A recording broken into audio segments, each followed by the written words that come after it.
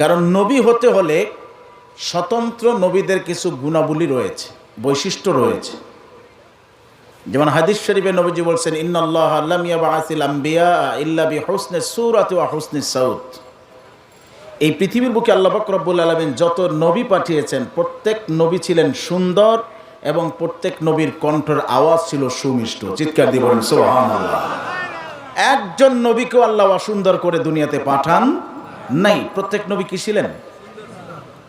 আর একটু জোরে কর না, কি ছিলেন? সুন্দর ছিলেন। এবং প্রত্যেক নবীর কণ্ঠের আওয়াজ ছিল সুমিষ্ট।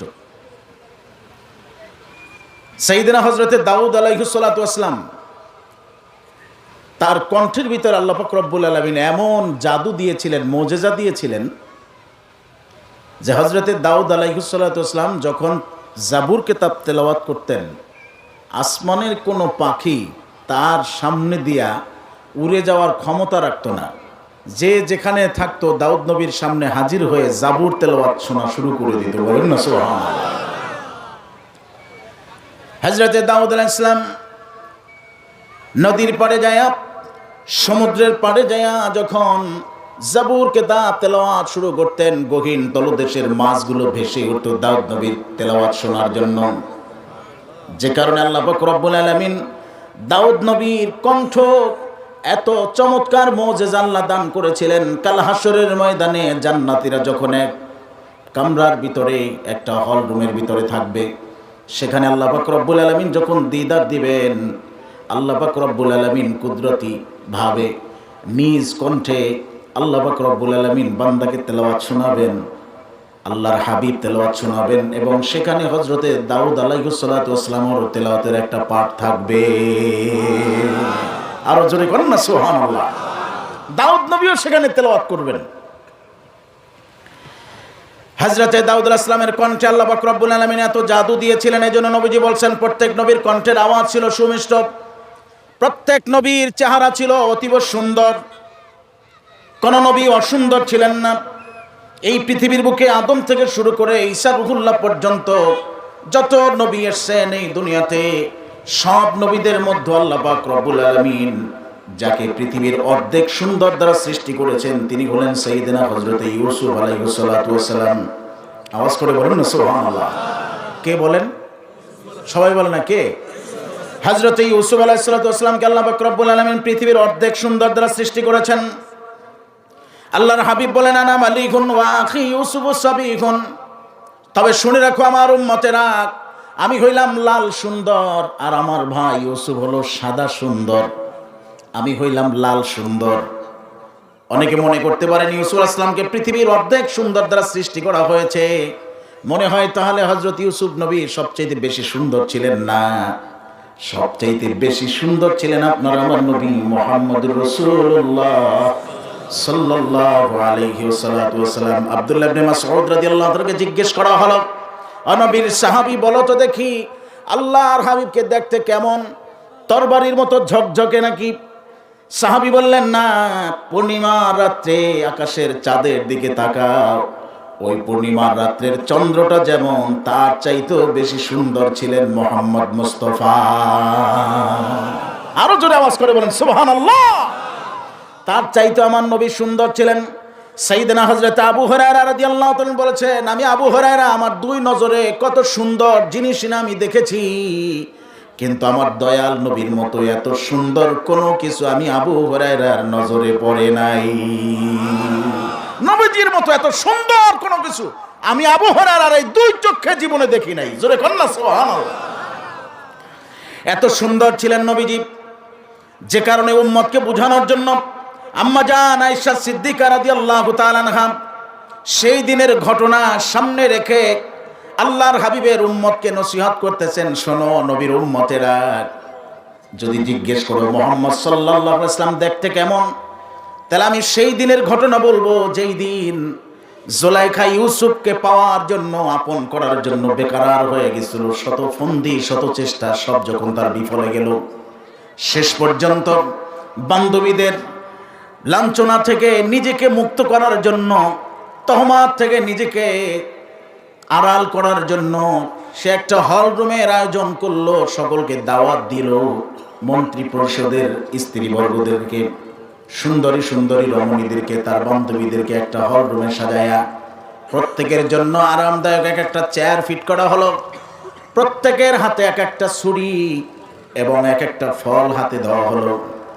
আর সাইয়েদনা হযরত ইউসুফ আলাইহিস সালামকে বলা হলো যে যাও, ভিতরে যাও।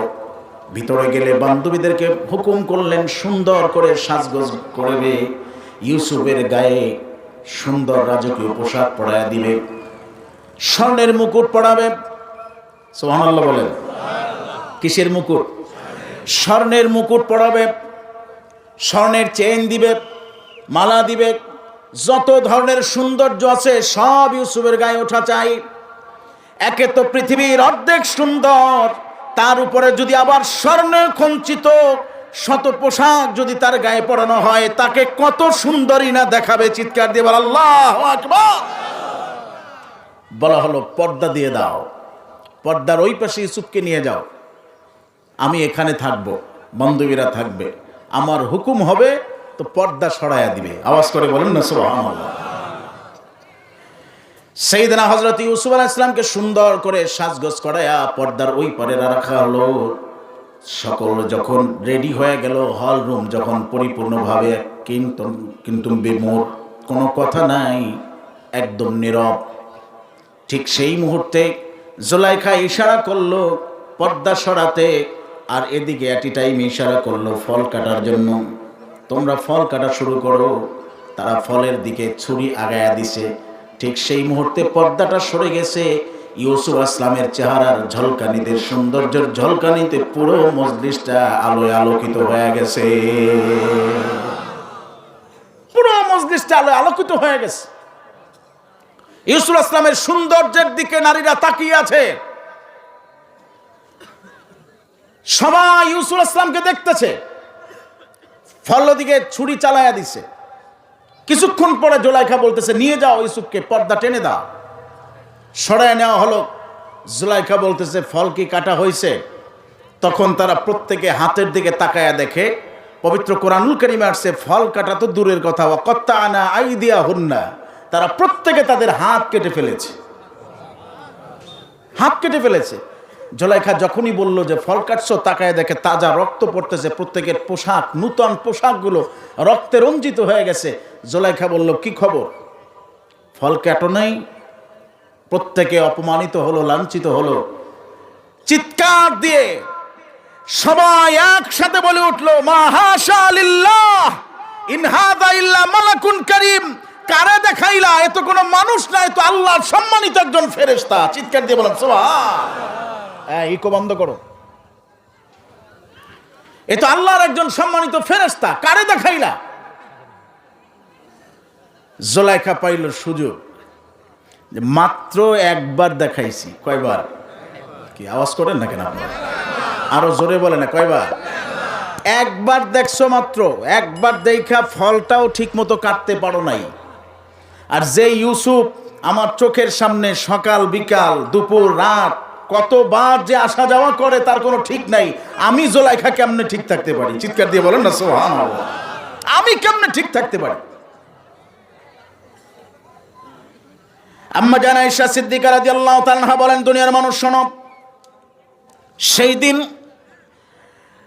আল্লাহর নবী হযরতে ইউসুফ আলাইহিস সালাতু ওয়াস সালামকে ওই মজলিসে হাজির করা হয়েছিল। আর হযরতে ইউসুফ আসলামকে দেখে প্রত্যেক নারীরা তাদের হাত কেটে ফেলেছিল। কিন্তু শুনে রাখো, সেই দিন যদি ওই মজলিসে ইউসুফ আসলামের পরিবর্তে আমার প্রাণের স্বামী, তোমার আমার নবী সাইয়েদনা মুহাম্মদুর রাসূলুল্লাহ সাল্লাল্লাহু আলাইহি ওয়াসাল্লামকে যদি হাজির করা হতো, আল্লাহর হাবিবের চেহারা মোবারক দেখে নবীকে পাওয়ার জন্য তার নারীরা এতটাই পাগল হয়ে যেত, নবীকে না পাওয়ার বেদনায় প্রত্যেকটা নারী জায়গায় কলিজা ফাইটা মারা যাইতো।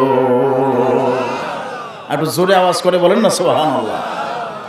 ইউসুফ আসলামকে দেখা হাত কাটছে। কি কাটছে? জোরে কর না, কি কাটছে? তার সৌন্দর্য দেখা হাত কাটছে। আর আমার নবীজির সৌন্দর্য দেখা তাকে পাওয়ার জন্য এতটাই আকুল হয়ে যাইত, নবীকে না পাওয়ার বেদনায় প্রত্যেকটা নারী কলিজা ফাইটা জাগায় মারা যাইত। তাহলে বলেন তো দেখি, আপনার আমার নবী কম সুন্দর ছিলেন না বেশি সুন্দর ছিলেন? হাত তুলে জোরে আওয়াজ করে বলেন না, কম সুন্দর না বেশি সুন্দর? বেশি সুন্দর ছিলেন। এজন্য নবীজি বলেছেন, আনা মালিহুন ওয়া আখি ইউসুফ সাবিহুন, আমি হইলাম লাল সুন্দর। আওয়াজ করে বলেন না সুবহানাল্লাহ। কি সুন্দর, কি সুন্দর, লাল সুন্দর। এজন্য নবীজি বলছেন প্রত্যেক নবী সুন্দর ছিলেন, প্রত্যেক নবীর কণ্ঠের আওয়াজ সুমিষ্ট ছিল। কিন্তু বাবাজিরা আমার, সাইয়েদনা হযরতে লোকমান আলাইহিস সালাতু ওয়াস সালামের না ছিল কণ্ঠের আওয়াজ সুমিষ্ট, না ছিল তার চেহারার সৌন্দর্য। তিনি ছিলেন খাটো প্রকৃতির। নাকের ব্যাপারে বর্ণনা এসছে তার নাকটা ছিল উঁচা, কেউ কেউ বলছেন চাপা। গায়ের রঙের ব্যাপারে বলা হয়েছে রং ছিল ফ্যাকাশে। চামড়ার বর্ণনায় আসছে চামড়াগুলো ছিল শীতের দিনে মানুষের চামড়া ফেটে গেলে যেই রকম হয় ওই রকম।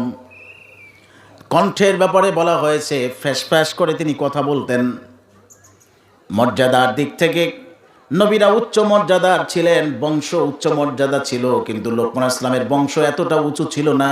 তিনি ছিলেন একজন গোলাম। সুবহানাল্লাহ বলেন। কি ছিলেন? একটু জোরে কর না, কি? আর একজনের বাড়িতে কাজ করতেন। বংশের দিক থেকে প্রত্যেক নবীর বংশ ছিল উঁচু, তার মধ্যে সবচাইতে উঁচু বংশের যিনি ছিলেন আল্লাহর হাবিব বলেন, আনা আশরাবাকুম হাসাবা ওয়া নাসাবা ওয়া সিহরা। ও দুনিয়ার মানুষ শুনে রাখো, আমি বংশমর্যাদার দিক থেকে, ব্লাড কালেকশনের দিক থেকে, আত্মমর্যাদার দিক থেকে এই পৃথিবীর সকল মানুষের চাইতে শ্রেষ্ঠ। আর জোরে আওয়াজ করে বলেন না সুবহানাল্লাহ। সবার চাইতে আমি শ্রেষ্ঠ। করেছেন কে? আর জোরে কন্যা কে করেছে?